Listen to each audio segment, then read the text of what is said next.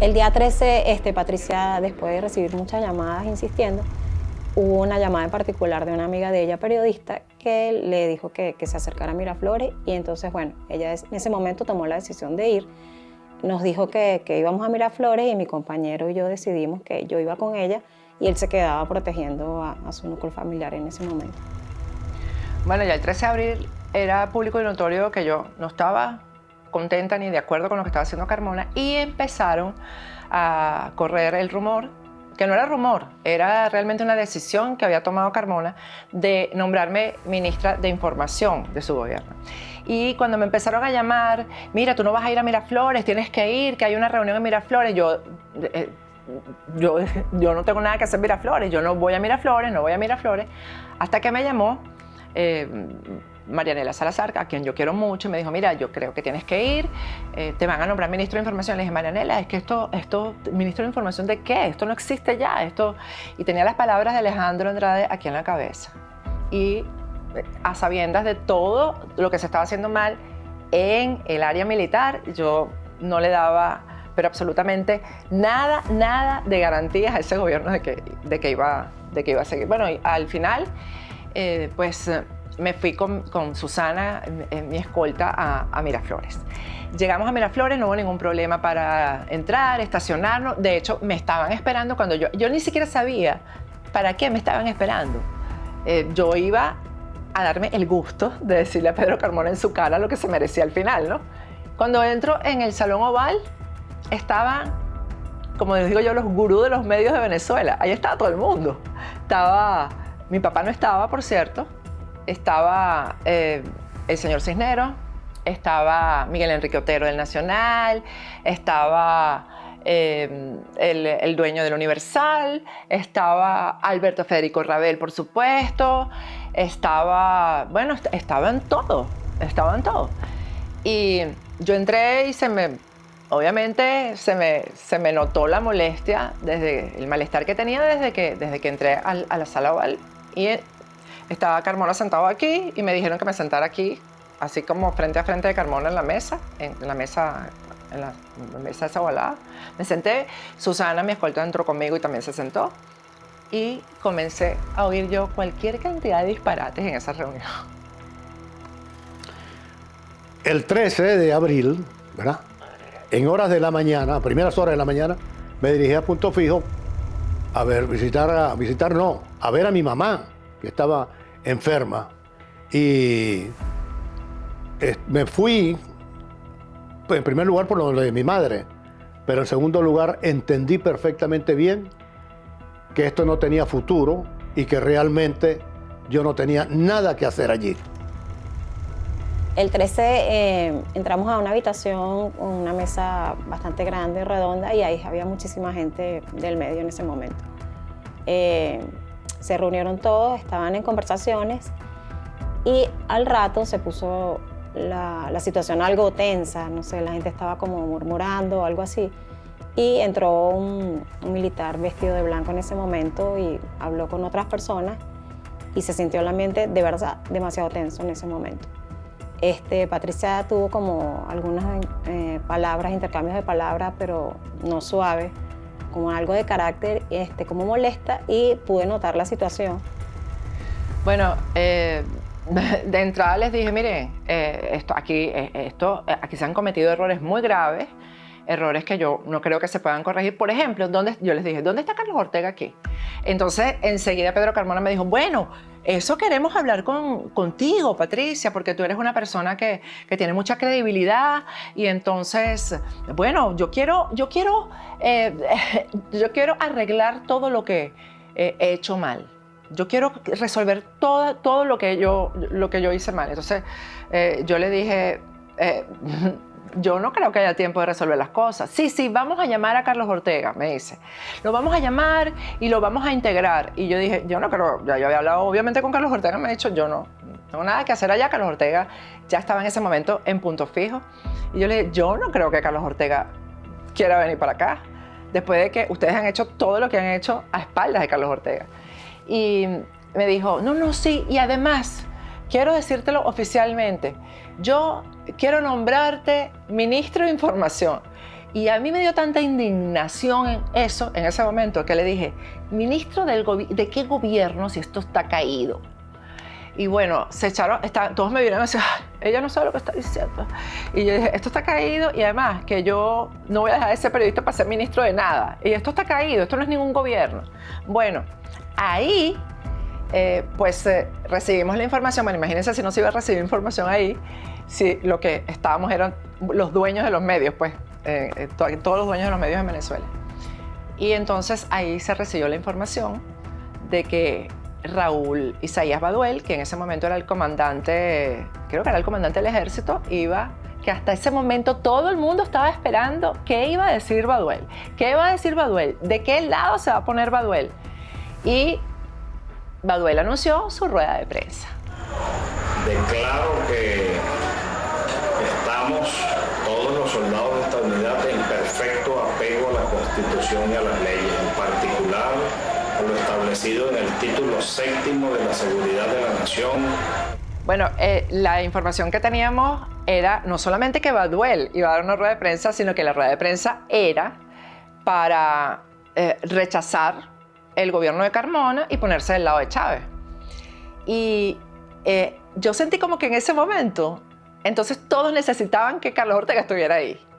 Y Gustavo Cisneros dice, hay que llamar a Carlos Ortega. Y yo dije, Carlos Ortega no va a venir. De hecho, agarró su celular y empezó a llamar a Carlos Ortega y Carlos Ortega no atendía. Y dije, no va a atender el teléfono. Entonces dijo, sí va a atender y él a mí me va a atender y él va a venir.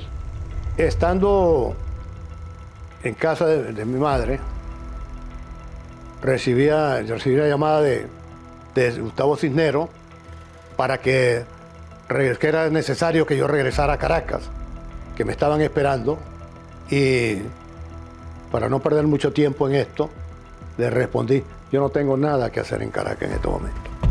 Yo lo tengo que hacer en estos momentos es ver a mi mamá, que está muy delicada de salud. Y entonces yo le di mi teléfono, le dije, llámelo de mi teléfono para que atienda. Pero aquella actitud de Gustavo Cisneros de que ya esto se resolvió porque yo le mando un avión a Carlos Ortega y aterriza aquí inmediatamente, un helicóptero aquí en el techo de Miraflores, y Carlos Ortega le digo simplemente, no voy. Y ahí yo les dije, ahí está, Carlos Ortega no viene y Baduel se va a pronunciar en contra del gobierno de Carmona y a favor de Chávez. Y entonces, Alberto Federico Rabel ha dicho una locura tan grande en ese momento que yo dije, Dios, qué horror. Los chavistas, que en un primer momento parecían una minoría resignada al nuevo orden institucional, han llegado hasta las puertas del Palacio Presidencial de Miraflores, aquí en Caracas, dispuestos a luchar para que su líder, Hugo Chávez, regrese a la residencia. Alberto Federico Rabel manejaba Globovisión, no solamente Globovisión, sino que lo que hacía Globovisión lo seguían informativamente los demás canales. Eso era así en ese momento en Venezuela. Y Alberto Federico Rabel dijo, no vamos a cubrir la rueda de prensa de Baduel. Vamos a ponernos todos de acuerdo aquí para no cubrir la rueda de prensa de Baduel. Yo le dije, conmigo no cuenten porque yo sí voy a sacar la rueda de prensa de Baduel. Lo que pasa es que yo trabajaba en prensa escrita. O sea, si yo cubría la rueda de prensa, en ese momento no había redes sociales ni nada. Si yo cubría la rueda de prensa de Baduel, iba a salir el día siguiente en El Nuevo País. Y recuerdo que las palabras dignas de Miguel Enrique Otero, el director del Nacional, Miguel Enrique les dijo, yo no soy capaz de decirle a un periodista que me traiga la información de lo que dijo Baduel y decirle, mira, no te lo voy a publicar. Yo no voy a hacer eso. Y yo le dije, entonces, Alberto Federico, sí, pero los medios instantáneos que somos la televisión, ninguno lo va a cubrir.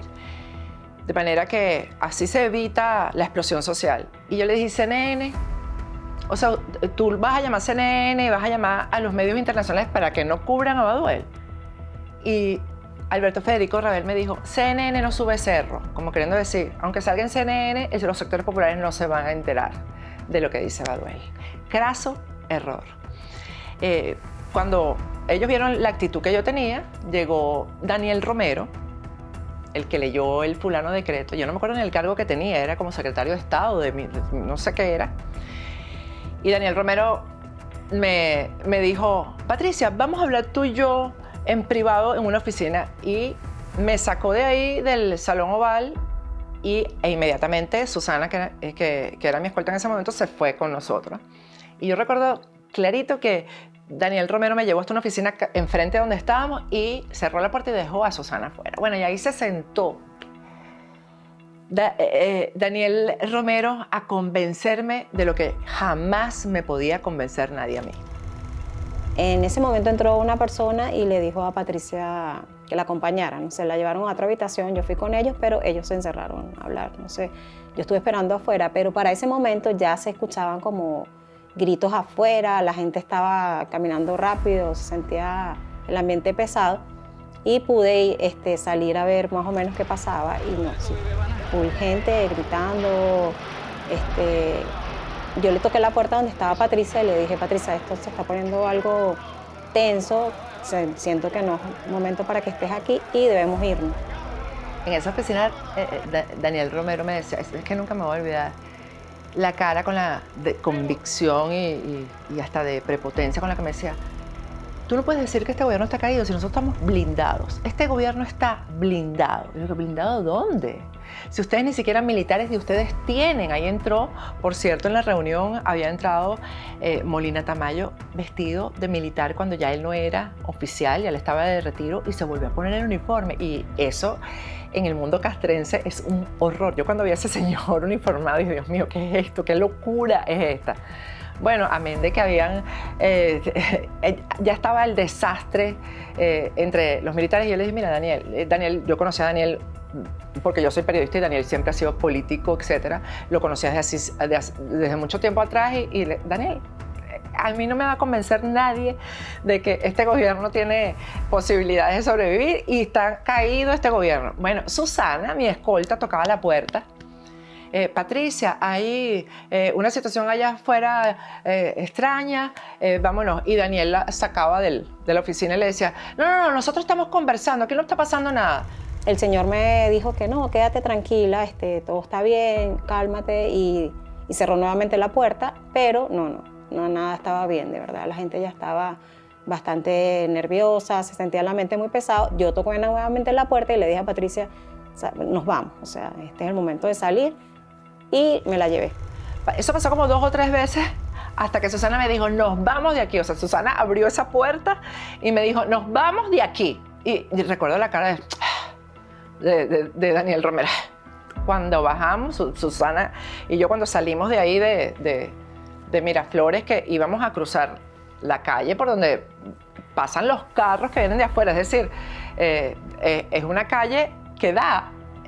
interna de Miraflores que daba a la calle. Cuando volteamos así vimos el gentío dándole a las rejas de Miraflores, disparando, etc. Bueno, Susana, que además era mucho más bajita que yo, pero me empujó con una fuerza y corrimos para cruzar la calle.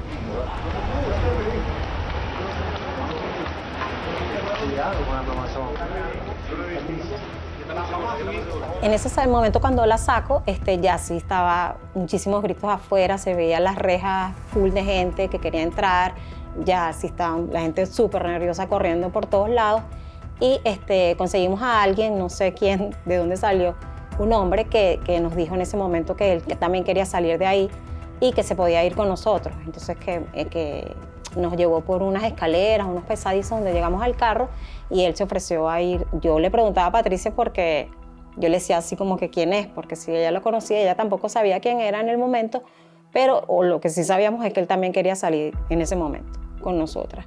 Él manejó el carro, nosotros estábamos en el asiento de atrás, Patricia tenía la cabeza abajo y yo estaba pendiente de la situación afuera, porque enseguida nos rodearon el carro y lo movían, lo empujaban, le daban golpes, sin saber bien que era Patricia la que iba adentro, sino que bueno, todo estaba tan feo afuera que era un peligro salir. Pero ese era el momento, definitivamente. Y salió un señor no sé de dónde y me dijo, Patricia, yo te conozco, tú no sabes quién soy yo, pero yo te conozco.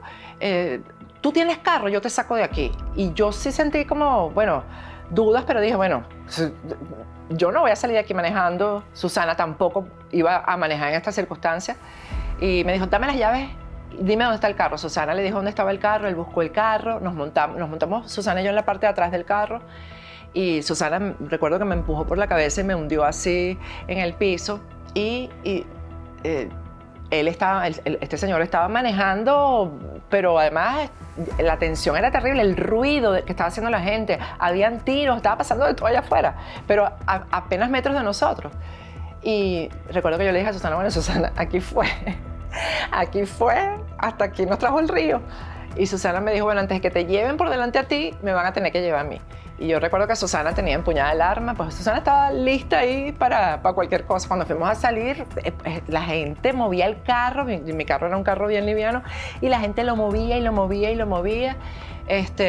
Bueno, hasta que logramos salir, fue el último vehículo que salió ese día de ahí. Pues el señor nos llevó hasta cerca de mi casa y se bajó ahí. Y nunca supe quién era, no recuerdo quién era, y de ahí nos fuimos nosotros hasta la casa y yo recuerdo que llegué a la casa, me bañé y empecé a escribir. Recuerdo que empecé a escribir la saga esa que se llamó ¿Qué pasó?, que fueron 5 entregas donde conté todo. Y pues aquí estamos, 21 años después. 21 años después, nada más con los recuerdos. Yo recuerdo que en ese momento que Patricia y yo íbamos atrás y bueno, yo le dije a Patricia que se escondiera bien, que metiera la cabeza en el hueco de atrás para que no la vieran, obviamente. Ella me dijo así como que, creo que aquí fue, pues, o sea, como que hasta aquí llegué, algo así. Y recuerdo que yo le dije, bueno, para que esto suceda, primero me llevan a mí. Porque, bueno, obviamente ese es el funcionamiento de estar de escolta, resguardar la vida. Se hace primordial resguardar la vida de la persona antes que la de uno. Y eso lo aprendemos en la policía cuando patrullamos, que nuestro compañero es nuestro hermano y cuidamos la vida de él y la nuestra. Entonces, esa era mi responsabilidad en ese momento, cuidar la vida de Patricia Polleo antes que la mía. Bueno, la verdad es que esta es la primera vez que yo hablo específicamente de lo que yo viví, porque lo que he escrito ha sido todo el ángulo general, pues, y de los protagonistas, que en este caso eran Carlos Ortega, Carmona, etc. Cuando veo el video y sobre todo, no tanto cuando lo veo, que lo pasan todos los días en el Canal 8, en el Canal del Estado, no tanto eso, sino cuando me ponen un mensajito, porque tú saliste corriendo de Miraflores como una rata, etc. Pues me siento, cada vez que lo leo, me siento más agradecida de que salí corriendo, porque si no, no hubiera salido. Y pues si algo tiene que hacer un ser humano es proteger su vida. Ese día corría peligro la vida de todos los que estábamos allá adentro. De hecho, los que se quedaron ahí fueron procesados por el Ministerio Público. Los tuvieron ahí, yo creo que toda la noche, hasta el día siguiente. Bueno, fue un horror. Yo logré salir y me siento muy orgullosa de eso. Yo sé que les da rabia a muchos que pude salir. Y pude salir para poder contar todo lo que pasó esos días. Durante todos estos años, cada vez que veo el video, pues revivo exactamente el momento, pero como si fuese ayer. Mucha gente se pregunta y hacen hasta bromas que uno sale corriendo. Es que nadie se imagina el momento tan horrible que vivimos en ese instante. Era gente gritando, había gente disparando, o sea que obviamente caminando no podíamos salir. Teníamos que correr, resguardarnos, buscar el vehículo y tratar de salir lo antes posible. En virtud del 13, de la serie de llamadas que recibía de gente amiga, gente decente, gente honorable, decidí en horas de la tarde regresar a Caracas. Y me fueron a buscar allá al aeropuerto de Josefa Camejo, La Piedra, punto fijo. Y una vez ya estando embarcados ya en la avioneta que me iba a trasladar a Caracas, ya cuando estamos en la cabecera del aeropuerto, me dice el piloto, me dice: señor Ortega, no podemos salir porque no tenemos autorización, no me autorizan para salir. No, ¿qué hago? Le digo: dele, arranque, le digo yo. Y él obedeció y salimos, arrancamos. Pero cuando ya subimos, levanta el vuelo la avioneta, vimos varias unidades de la DICIT que venían llegando al aeropuerto. Ya esto, damos a la espina, ya ahí entramos en sospecha que era inminente la caída de Carmona en este proceso de transición o esta junta de gobierno. Y seguimos rumbo hacia Caracas. Y había una persona a través de un compañero del comité ejecutivo que él le llamaba un general, que se conectaba y me lo pasaban, y el general quería que pues, pudiéramos entrar o bien por Maiquetía, que habilitaban la Carlota, por la Carlota, y si era por Maiquetía me enviaban un helicóptero que me iba a trasladar al comando de la Guardia Nacional en El Paraíso. ¿Ok? Yo le dije, mire, vamos a hacer lo siguiente, yo cuando estemos cerca del aeropuerto, o cuando estemos cerca de Caracas, yo le aviso por dónde podemos, pues, para que nos autorice para entrar. No le dije absolutamente nada, sino que entramos por Charallave. Entramos por Charallave, inmediatamente ya habíamos solicitado los carros, que nos fueron a buscar, nos embarcamos, pero allá cuando estamos entrando ya a Charallave, otra vez una caravana de la DICIC que se dirigían al aeropuerto. De allí entonces nos fuimos, nos retiramos, pero esa entrada de esta caravana de la DICIC reforzaba lo que teníamos o lo que estábamos pensando, de que el gobierno, en manos del señor Carmona, el presidente Carmona, ya estaba agonizando en ese momento.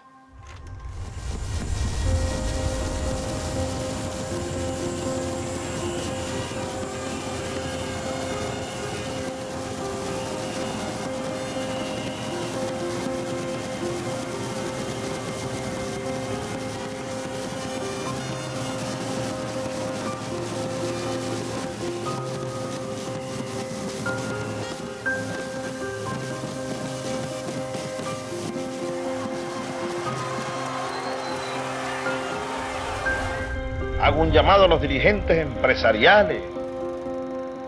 Hago un llamado sobre todo y agarro la cruz.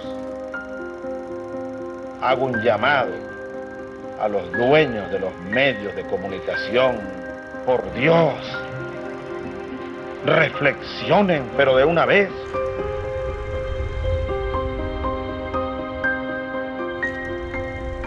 Carlos, te quiero dar las gracias porque sé que esto fue un trabajón, contarle a la gente en detalle lo que pasó y hay cosas que todavía uno no ha sanado, pero bueno, estamos ahora en el exilio. ¿Cuánta gente que estaba en esa marcha no estará ahora en el exilio? Oye. O no estará ya en este plano, ¿no?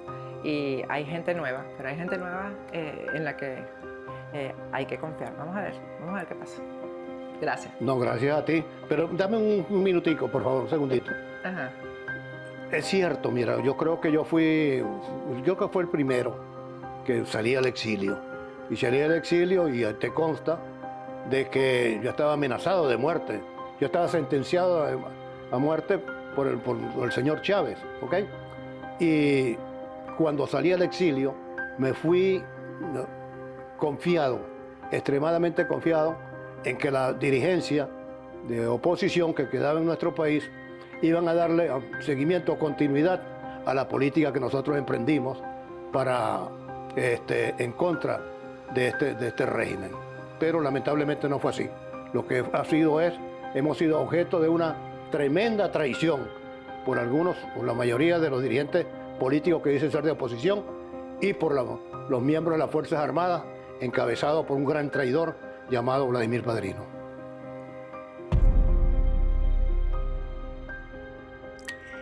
La historia contemporánea de Venezuela se divide en antes y después del 11 de abril del año 2002. Hasta esa fecha, la revolución, aunque ya había trazado su plan estratégico, cuidaba las formas. A partir de abril del 2002, después de experimentarse vulnerables, el chavismo se radicalizó convirtiéndose en una maquinaria de persecución y violación de los derechos humanos, además de saquear a Venezuela a través de perversas tramas de corrupción. Hoy, 7 millones de venezolanos han preferido el riesgo de perder la vida cruzando peligrosas fronteras a vivir en pobreza y sin libertad. Carlos Ortega se encuentra exiliado en Perú desde el año 2006. Patricia Poleo vive exiliada en Estados Unidos desde el año 2005. Susana Saldeño vive exiliada en Estados Unidos desde el año 2015.